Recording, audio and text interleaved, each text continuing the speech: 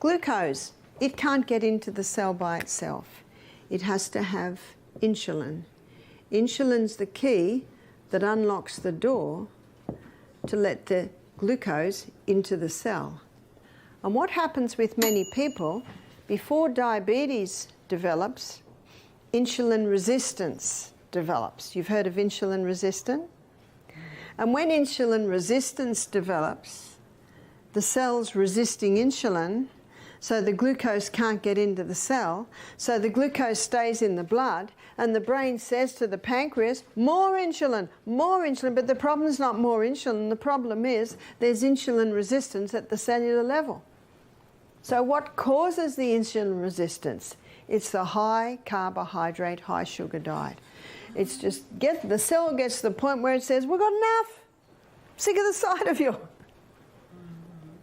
So how to recover from insulin resistance is to get the glucose, those carbohydrates, right down. Get the fibre up, the good proteins and the healthy fats. That's the best way to recover from insulin resistance. But you just imagine for a moment, and this is happening in America a lot today, people are not drinking enough water. They're not having the whole salt, and they're definitely not having many greens, which is where your magnesiums is. So the little bit of water they're having is not getting inside the cell. They don't go out in the sunshine because they're scared of getting skin cancer. So they're not getting their vitamin D, so the calcium can't get in and the minerals can't get in.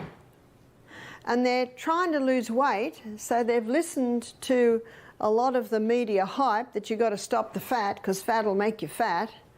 So they're on a high carbohydrate diet. Remember what fat will do? It'll give you satisfaction or a satiation, a full feeling. But if you're not having any fat, you just eat and eat and eat and eat and eat and eat. The whole packet of cookies goes, the whole chips go.